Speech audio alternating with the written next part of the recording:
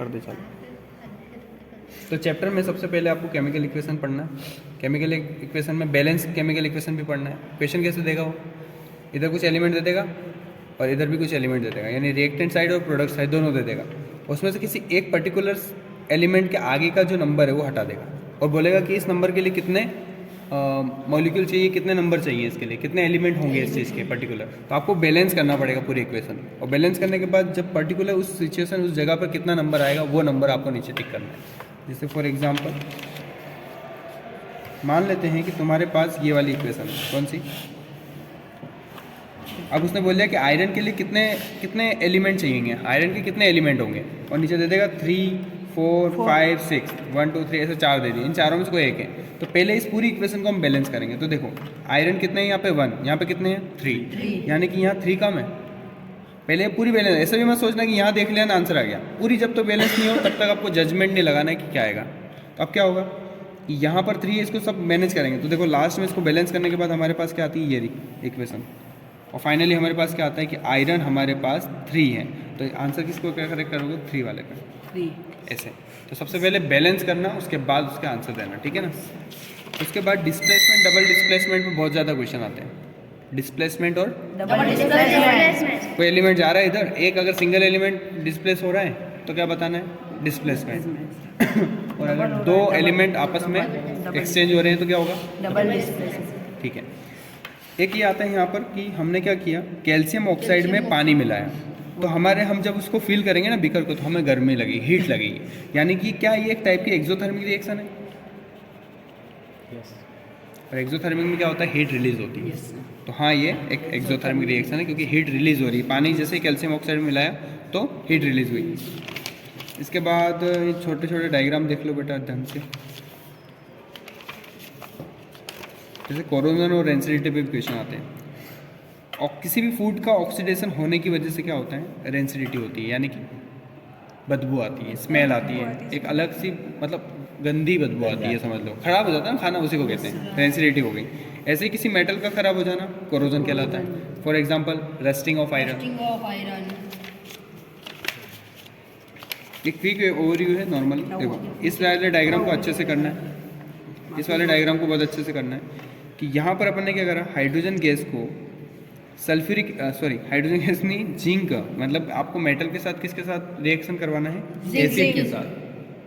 Metal को किसके साथ रिएक्ट करवाना है, एसिड के साथ। जब आप इन दोनों का रिएक्शन करवाते हैं तो कौन सी गैस प्रोड्यूस होगी, हाइड्रोजन गैस। वो हाइड्रोजन गैस यहाँ से इस पाइप के थ्रू यहाँ से सॉफ्ट सॉल्यूशन से ऊपर की तरफ आ रहे हैं, तब हमारा कैंडल अगर हम उसको करते हैं वहाँ पर दिखाते हैं तो क्या होता है, पॉप साउंड रिलीज होता है। इस इन्फॉर्मेशन के अलावा बहुत सारी चीज़ें पूछ लेगा वो।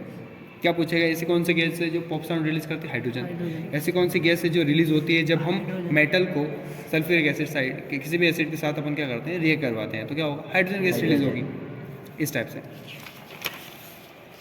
नेक्स्ट आपको करना है ये वाला, जब एसिड, बेस और सॉल्ट जब ये किसी भी सॉल्यूशन में अगर है तो समझ लेना कि लाइट जो है आपकी ग्लो करेगी, क्योंकि उनके बीच में इलेक्ट्रिसिटी ट्रांसफ़र हो जाएगी, क्योंकि ये आयनाइज होते हैं। जैसे HCl क्या होता है, H+ एंड Cl- वाले आयन होते हैं इनके पास। बेस के साथ NaOH, सोडियम के पास प्लस एंड OH के पास माइनस, ये भी प्लस माइनस आयन है बेस। और सॉल्ट क्या होता है, एसिड और बेस का कॉम्बिनेशन होता है। इसका मतलब इसके पास भी क्या है, NaCl, जिसमें से Na+ एंड Cl- वाले यहाँ पे आयन है। तो इसकी वजह से यहाँ पे इलेक्ट्रिसिटी क्या करेगी, ग्लो होगी। अदरवाइज किस में नहीं होती है, नॉर्मल जो डिस्टिल वाटर होता है H2O और साथ में एल्कोहल, इनके केस में इलेक्ट्रिसिटी ग्लो नहीं करेगी, क्योंकि इलेक्ट्रिसिटी ट्रांसफर नहीं कर पाएंगे। इनके आयनिक इनके जो बॉन्डिंग होती है वो टूटती नहीं है इजीली पानी के साथ, तो आयन रिलीज होंगे ही नहीं। एक क्वेश्चन यहाँ पे इस स्लिप से आ सकता है, जितना ज़्यादा हाइड्रोजन का कंसंट्रेशन होगा उतना ज़्यादा एसिडिक होगा, जितना ज़्यादा हाइड्रोजन कंसंट्रेशन होगा उतना ज़्यादा एसिडिक होगा, और जितना ज़्यादा हाइड्रोजन कंसंट्रेशन कम होगा उतना ज़्यादा बेसिक होगा। अब उसी चीज़ का उल्टा कर सकते हो, जितना हाइड्रो ऑक्साइड का कंसंट्रेशन ज़्यादा होगा उतना बेसिक होगा, और जितना हाइड्रो ऑक्साइड का कंसंट्रेशन कम होगा उतना एसिडिक होगा। इसका उल्टा कर सकते हो, इस पर क्वेश्चन आएगा। ये टूथ डिके पे क्वेश्चन आता है कि 5.5 से भी अगर नीचे अगर pH जा रहा है हमारे माउथ का, तो क्या होता है, टूथ में डिके होना स्टार्ट हो जाता है। टूथ जो है तुम्हारे ख़राब होना चालू हो जाएगा, समझ रहे हो। साथ साथ में बैक्टीरिया भी क्या करते हैं इसमें बड़ा रोल प्ले करते हैं ख़राब करवाने। कि रात को आपने खाना खाया और ब्रश नहीं किया, पानी ढंग से कुल्ला नहीं करा, तो क्या होगा, वो बैठे रहेंगे पूरी रात भर, वो अपना काम सुबह तक दिखा देंगे, वो अपना रंग दिखा देंगे तो सुबह इसका के, वो क्वेश्चन हमारे कैसे दोस्त। बनेगा? इसमें क्वेश्चन आ जाएगा कि टूथ डिके किस वजह से होती है, एसिडिक फील्ड की वजह से, बेसिक फील्ड की वजह से, न्यूट्रल की वजह से, या नन ऑफ दीज। तो एसिडिक फील्ड की वजह से हो जाता है, क्योंकि एसिड कौन रिलीज कर रहा है, वो बैक्टीरिया, बैक्टीरिया। समझ रहे हो। Yes sir. जो क्या करते हैं, शुगर को डिग्रेड कर देते हैं और क्या बना देते हैं, एसिड रिलीज करते हैं। इसके बाद ये वाली टेबल कर लेना अच्छे से कि विनेगर में किस टाइप का एसिड होता है, एसिटिक एसिड, ऑरेंज में सिट्रिक एसिड। ये जो भी एसिड है, जैसे इसमें एक तो ऑब्जेक्टिव्स पे आया हुआ है, टोमेटो पे ऑक्जेलिक एसिड होता है। टोमेटो में कितना, कौन सा एसिड होता है, ऑक्जेलिक। और ऑरेंज और लेमन में सिट्रिक एसिड होता है, ये आपको पहले से पता है। आंट और नेटल जो स्टिंग्स होते हैं, मतलब इनके जो डंक होते हैं, इनके पास कौन कौन सी एसिड पाई जाती है, मेथेनोइक एसिड, ठीक है। इस टॉपिक पे बहुत सारे क्वेश्चन आए हुए हैं। ब्राइन किसको कहते हैं, इसमें भी क्वेश्चन है। जब आप NaCl मतलब नमक में पानी मिलाते हैं तो जो सॉल्यूशन रिलीज होता है उसको ब्राइन सॉल्यूशन कहते हैं, ब्राइन सॉल्यूशन, ठीक है। अब ब्राइन सॉल्यूशन में हम क्या कर रहे हैं, इलेक्ट्रिसिटी ट्रांसफर कर रहे हैं। ध्यान समझना कि जो भी प्लस वाली चीज़ है, देखो एनोड पे कौन सा चार्ज होता है, प्लस, और कैथोड पे कौन सा चार्ज होता है, नेगेटिव, माइनस। यानी कि ये क्या है, माइनस चार्ज वाला आपका इलेक्ट्रोड है, और ये प्लस वाला चार्ज वाला इलेक्ट्रोड है। अब यहाँ अंदर क्या है, ब्राइन सॉल्यूशन, जिसमें क्या क्या है, एक तो NaCl है और साथ में पानी है H2O। तो सोडियम पे कौन सा चार्ज होता है, पॉजिटिव चार्ज। वो सारा का सारा कहाँ हो जाता है, इस, ये कौन सा कैथोड है ना, तो यहाँ इकट्ठा हो जाएगा नीचे की तरफ। और यहाँ क्या है, ये क्लोरीन, ये गैस बन के उड़ेगा, लेकिन क्लोरीन पे कौन सा चार्ज होता है, माइनस।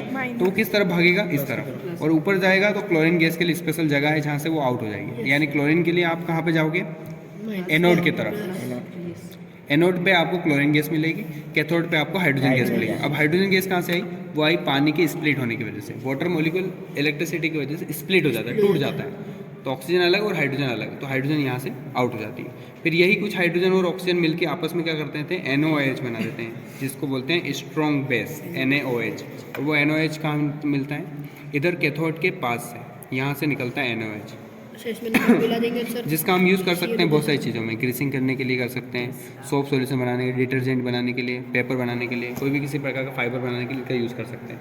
ये सारे यार यूज़ है। इसी टॉपिक पे बहुत सारे घुमा हुआ क्वेश्चन। प्लस में आता है, Cl माइनस में आता है। Na पे प्लस पॉजिटिव चार्ज होता है, क्लोरीन पे माइनस नेगेटिव चार्ज होता है। Na पे प्लस चार्ज इसलिए होता है क्योंकि वो इलेक्ट्रॉन देने का काम करता है, क्योंकि वो इलेक्ट्रो पॉजिटिव है। Na इट मीन्स मेटल, वो लिखा बोर्ड पे, मेटल इज इलेक्ट्रो पॉजिटिव, इसलिए उसके ऊपर प्लस चार्ज है।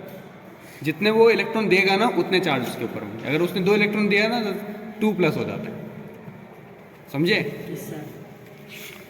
और इन सभी का फॉर्मूला याद करके जाना। ब्लीचिंग पाउडर का क्या है, ब्लीचिंग पाउडर कैसे बनता है, COCl2 कैसे बनता है, जब हम कैल्शियम हाइड्रोक्साइड में क्लोरीन गैस को मिक्स करते हैं, रिएक्ट करवाते हैं, तब आपके पास क्या आएगा, ब्लीचिंग पाउडर। ये याद रखना है, किसको किसके साथ रिएक्ट करवा रहे हैं, याद रखना।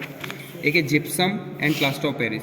प्लास्टर ऑफ पेरिस में वाटर मॉलिक्यूल कितना होता है, हाफ वाटर मॉलिक्यूल, 1/2 H2O। लेकिन जैसे ही हम उसमें और भी वाटर मॉलिक्यूल मिलाते हैं, जैसे कि 1.5 H2O, यानी कि 1.5 H2O मॉलिक्यूल मिलाते हैं, तो ऑटोमेटिकली किस में कन्वर्ट होता है, जिप्सम में। समझ में आई बात। यस। फॉर्मूला याद करके जाना है अच्छे से। Metal and non metal, metal non metal में आपको पता होना चाहिए कि कौन सी चीज़ क्या कर रही है। मेटल ऑक्सीजन के साथ रिएक्ट करके मेटल ऑक्साइड बनाती है, ठीक है ना। इसको पढ़ना है, बहुत सारी चीज़ें इसमें, पर मेन चीज़ें बता रहा हूँ मैं खाली।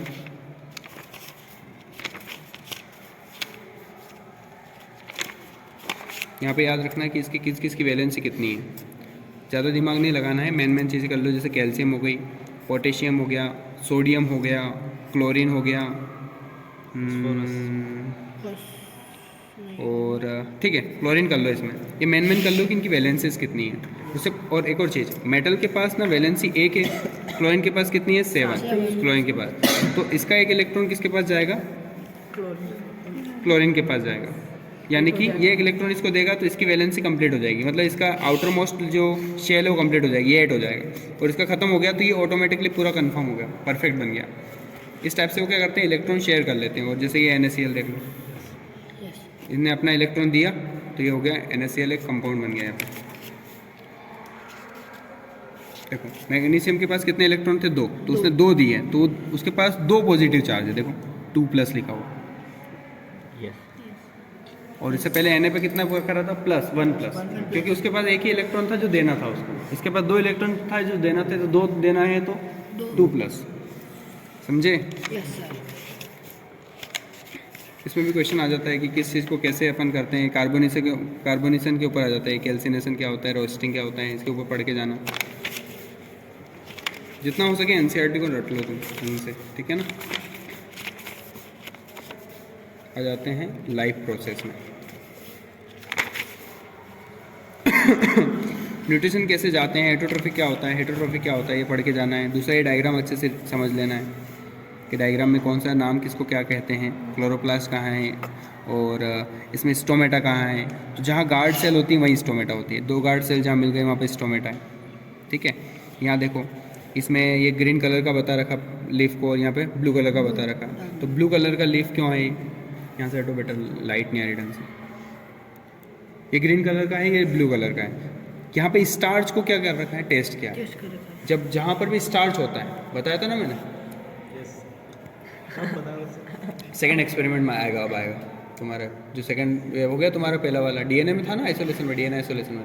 तो स्टार्च, स्टार्च नहीं था वो, डीएनए आइसोलेशन था। डीएनए निकाल रहे थे अपन, यस सर, इथेनॉल मिला के डीएनए निकाला था। सर निकाला था। तो अब सेकंड वाले एक्सपेरिमेंट में तुम्हारा आएगा ये स्टार्च को चेक करने का कि स्टार्च है या नहीं।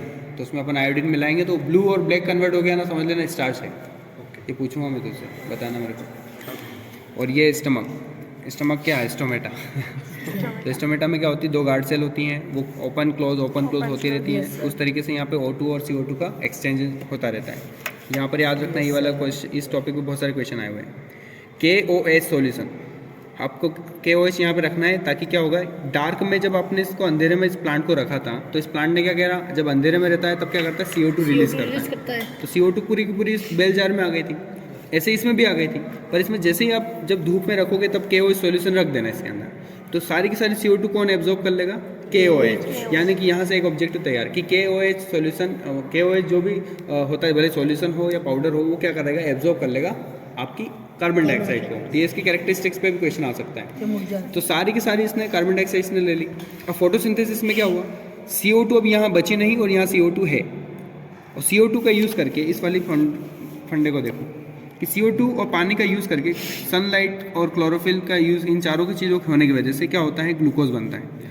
CO2 और H2O यानी पानी, साथ में क्लोरोफिल जो कि प्लांट में होता ही है, और सनलाइट उसको लग रही है, तो इन तीनों का यूज़ करके वो क्या कर लेता है, ग्लूकोज बना देता है। पर इस केस में क्या होगा, इस केस में CO2 उसको मिलने नहीं वाली, क्योंकि KOH ने उसका यूज़ कर लिया, और इस केस में CO2 उसको मिल जाएगी, तो ये फोटोसिंथेसिस की प्रोसेस करना चालू कर देगा।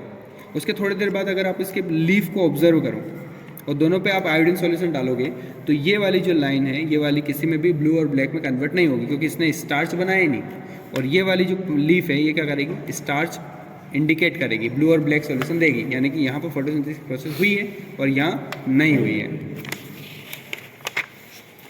इस पर डायरेक्ट क्वेश्चन आता है कि अमीबा किस टाइप से फूड को डाइजेस्ट करता है, वो फूड वेहिकल से। यहाँ पर क्वेश्चन आ जाता है कि स्मॉल इंटेस्टाइन में एब्जॉर्प्शन होता है, और स्टमक में किस टाइप की लेयर होती है जिसकी वजह से वो एसिड से कांटेक्ट में नहीं आता है, HCl से कांटेक्ट में नहीं आता है, तो वो होती है म्यूकस लेयर, जो स्टमक के ऊपर लगी रहती है, ताकि वो एसिडिटी होती है ना लोगों को कि पेट जल रहा है, तो म्यूकस लेयर अगर घिस जाए, हिट जाए, या लेयर का थोड़ा सा पार्टीशन कम हो जाए और वो डायरेक्ट कांटेक्ट में आ जाए स्टमक के लेयर से, वॉल से आ जाए, तो क्या होता है, वहाँ पर एसिडिटी आ जाती है। तो इस टाइप से क्वेश्चन आएगा, इसको रीड करके जाना बेटा डायग्राम को। इसमें एक क्वेश्चन बनता है यहाँ पर कि जो भी लाइम वाटर होता है, अगर उसमें CO2 पास की जाए, क्या पास की जाए, CO2, तो वो मिल्क में टर्न हो जाती है, ऐसा लगता है कि दूध बन गया वो, उसका कैसा कलर हो जाता है, मिल्की। तो इसी टाइप से अगर आप अपनी ब्रीथ को इसके अंदर पुट करेंगे, यानी कि आप जैसे ब्रीथ आउट करते हैं तो CO2 रिलीज करते हैं, तो वही CO2 आप क्या करेंगे, यहाँ पुश करेंगे, तो ये ऑटोमेटिकली किस में कन्वर्ट हो जाएगा, मिल्की में। इसका मतलब हम जब रेस्पिरेशन करते हैं, तो रेस्पिरेटरी सिस्टम से जब हम आउट करते हैं, उस ब्रीथिंग आउट करते हैं, तो क्या होता है, CO2 रिलीज होती है, ये इंडिकेशन हो जाता है यहाँ से कि मिल्की हो गया। तो और ये है सबसे मोस्ट IMP टॉपिक जिसमें से क्वेश्चन आना ही आना है कन्फर्म, कि ग्लूकोज 6 कार्बन का होता है, C6H12O6। 6 कार्बन मॉलिक्यूल में साइटोप्लाज्म के अंदर ब्रेकडाउन होता है, और ग्लूकोज के 2 पार्ट होते हैं, यानी कि 6 कार्बन मॉलिक्यूल 3 कार्बन 3 कार्बन ऐसे कन्वर्ट हो जाता है। यानी 2 पायरुवेट एसिड बनते हैं। इन 3 कार्बन वाली कॉन्सेप्ट को क्या बोलते हैं? 2 पायरुवेट।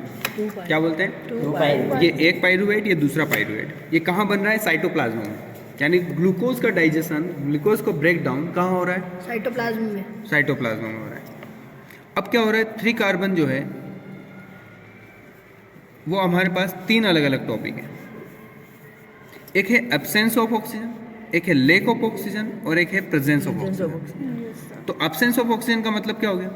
कि ऑक्सीजन है ही नहीं। तो प्राइवेट क्या, पायरुवेट जो है वो ब्रेक डाउन होगा और एब्सेंस ऑफ ऑक्सीजन में, यानी कि एनारोबिक रेस्पिरेशन जहाँ पर कोई भी ऑक्सीजन नहीं है, तो क्या होगा? पायरुवेट एनारोबिक रेस्पिरेशन में हमें क्या देगा डिटेल? इथेनॉल देगा, कार्बन डाइऑक्साइड और एनर्जी तीनों में कंबाइन है, कॉमन है, मतलब कंबाइन नहीं है। इथेनॉल और कार्बन डाइऑक्साइड देगा।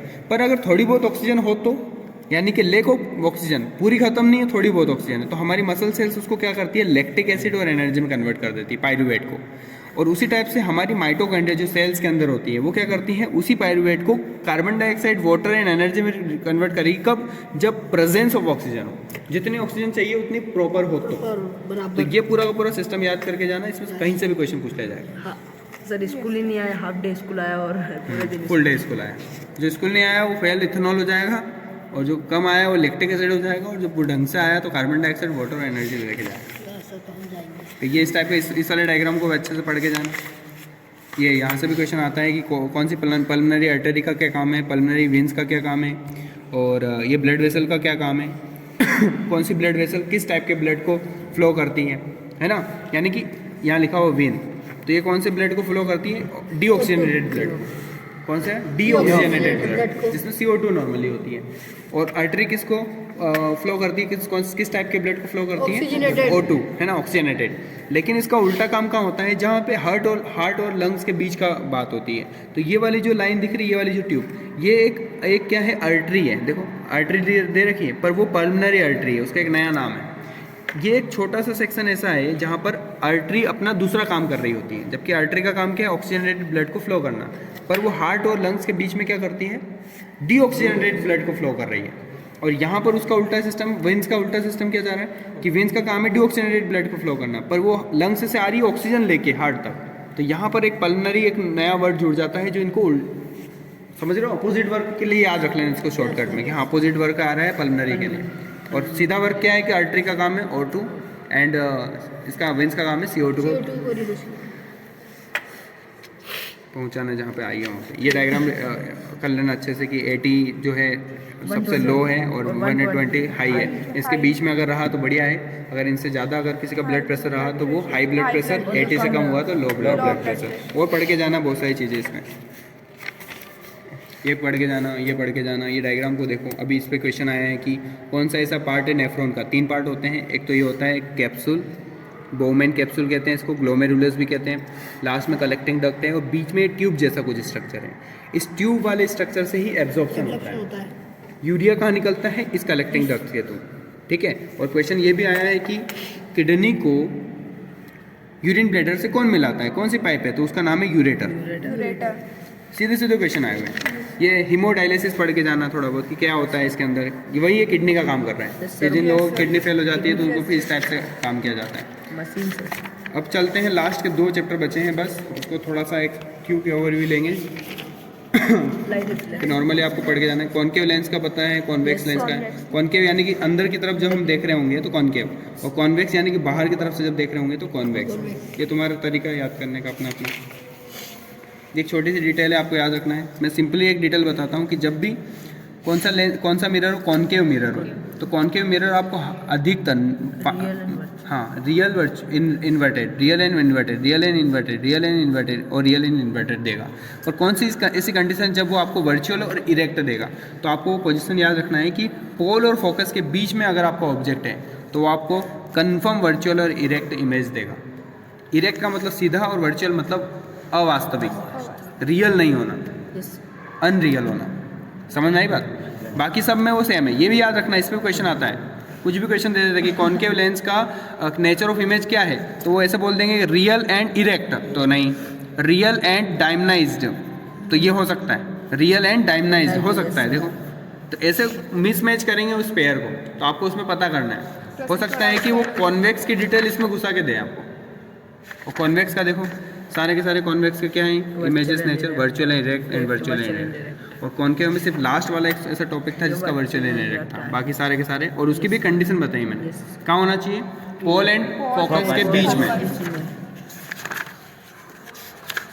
ये फॉर्मूला याद करके जाना, मिरर फॉर्मूला है।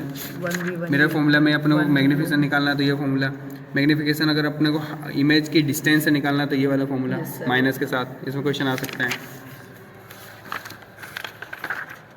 ये तो पता ही है, मैंने उसका प्रैक्टिकल करवा रखा है आपको कि जैसे अगर रेयर मीडियम से डेंसर मीडियम में जाती है लाइट तो वो टर्न हो जाती है नॉर्मल की तरफ, वो बेंड हो जाती है नॉर्मल की तरफ। लेकिन अगर वो डेंसर से रेयर में जा रही है तो वो नॉर्मल से दूर बेंड हो जाती है, ठीक है ना, नॉर्मल से दूर खिसक जाती है। ये है तुम्हारा लेंस फार्मूला, लेंस फार्मूला पढ़ के जाना। पावर ऑफ लेंस कैसे निकालते हैं, तो जो भी फोकल लेंथ आपको दी रखी है उसको डिवाइड कर देना तो पावर निकल जाएगी। और अगर फोकल लेंथ निकालना है तो 1/p पावर कर देना, पावर को 1 से डिवाइड कर देना, पावर को 1 से नहीं 1 को पावर से डिवाइड कर देना, आंसर आ जाएगा, ठीक है ना। वही से इस पर क्वेश्चन आएगा, 1 नंबर का क्वेश्चन आ ही रहा है, ये समझ लो, लिख के जाओ। 1 नंबर 1 नंबर का ही ऑब्जेक्टिव आएगा, 1 नंबर का ही ऑब्जेक्टिव आता है। तो 0.8 0.8 सर का ये आएगा 0.8 का आएगा सर। हाँ हाँ वही, मतलब एक ऑब्जेक्टिव आएगा, यूँ कह रहा हूँ। हाँ वो नहीं कह रहा था। सकते क्या बोलो। अब सुनो, टिंडल इफेक्ट किसे कहते हैं, ये पढ़ के जाना है आपको। टिंडल इफेक्ट क्या होता है, टिंडल इफेक्ट वही ना, जो धूप आती है, रोशनी आती है तो अपने को धूल मिट्टी दिखने लग जाती है, मतलब लाइट का पाथ दिखने लग जाता है। जब आपको लाइट का पाथ दिखने लग, हाँ, जब आपको लाइट का पाथ दिखने लग जाए समझ जाना टिंडल इफेक्ट है। ये हमारा आसमान ब्लू क्यों होता है, क्योंकि ब्लू कलर की लाइट स्कैटर हो जाती है ऊपर ही, रिफ्रैक्टिव इंडेक्स ज़्यादा होने की वजह से ऊपर ही स्कैटर हो जाती है, वेवलेंथ भी छोटी होती है ब्लू की, तो हमें आसमान ब्लू दिखता है। और एक्चुअल उसका कलर ये भी पूछा जा सकता है कि जो हमारा स्पेस है उसका एक्चुअल कलर क्या है, तो ब्लैक है, बिल्कुल डार्क ब्लैक, जैसा रात को दिखता है ना ऐसा है। आपका आसमान ही काला है और अभी दिन में ऐसा ब्लू क्यों दिख रहा है, क्योंकि लाइट स्कैटर हो रही है और ब्लू कलर को स्कैटर कर रही है। और हमारा एक और क्वेश्चन है कि जब सन राइज होता है और सन सेट होता है तब हमें वो जो सन है वो रेड क्यों दिखता है, वो इस वजह से क्योंकि यहाँ पर मोस्टली जो वेवलेंथ के लिए लाइटें होती है, मतलब लाइट्स होती हैं वो रुक जाती हैं, स्कैटर हो जाती हैं, पर जो एक पहुँच पाती है वो है रेड लाइट, क्योंकि रेड लाइट का वेवलेंथ बहुत बड़ा होता है, बहुत ज़्यादा होता है। सब दूसरी अदर लाइट से ज़्यादा वेवलेंथ किसकी होती है, रेड की, तो वो सभी को पूरे रिफ्लेक्शन को तोड़ते हुए अपने पास पहुंच जाती है। यहाँ पे पास में भी सभी लाइट पहुंच जाती है तो वो सब यहाँ पर थोड़ा सा डिस्टेंस कम होता है, यहाँ शॉर्टेज डिस्टेंस होता है, यहाँ लॉन्गेस्ट डिस्टेंस होता है। यहाँ शॉर्टेज डिस्टेंस होने की वजह से रेड के साथ साथ कुछ ऑरेंज भी आ जाता है, कुछ अलग उसके येलो भी कलर आ जाता है, सब मिक्स होने की वजह से एक मिक्सअप कॉम्बिनेशन आ जाता है। अब एक और चीज़ तुम्हारे से यहाँ पे पूछी जाएगी, लास्ट है तुम्हारे इस टॉपिक पे लास्ट ये है, मायोपिया का नियर साइटनेस प्रॉब्लम है, इसको दूर करने के लिए आपको क्या चाहिएगा, कॉनकेव लेंस का यूज़ करना पड़ेगा। और इसमें क्या होता है, जो रेटिना पे इमेज बननी चाहिए वो रेटिना से अंदर ही बन जाती है, वहाँ तक पहुँच ही नहीं पाती है। और इसका जस्ट उल्टा क्या होता है, हेट्रोमेट्रोपिया, जिसमें आपको इसको हटाने के लिए क्या चाहिए, कॉन्वेक्स लेंस, है ना, कॉन्वेक्स लेंस की ज़रूरत पड़ती है। जिसमें देखो जो रेटिना पे इमेज होनी चाहिए वो कहाँ चली जाती है, रेटिना को बाहर निकल जाती है, तो उसको वापस रेटिना तक लाने के लिए हमें कॉन्वेक्स लेंस की नीड होती है, जिसमें हमें पास का तो दिखता है पर दूर का नहीं, सॉरी गलत बोल दिया। फार साइडनेस प्रॉब्लम का मतलब क्या होगा, फार मतलब दूर दिखता है, पास का नहीं, समझ में आ गई बात। और प्रेस बायोपिया कुछ नहीं है, एक एजिंग प्रॉब्लम है, जैसे जैसे एज बढ़ती जाती है तो पावर ऑफ अकोमोडेशन यानी देखने की ताकत धीरे धीरे कम हो जाती है, जिस वजह से थोड़ा धुंधलापन आ जाता है, ठीक है ना। और नॉर्मली ये जो किसी भी आई ग्लासेस का यूज़ करके इसको सुधारा नहीं जा सकता।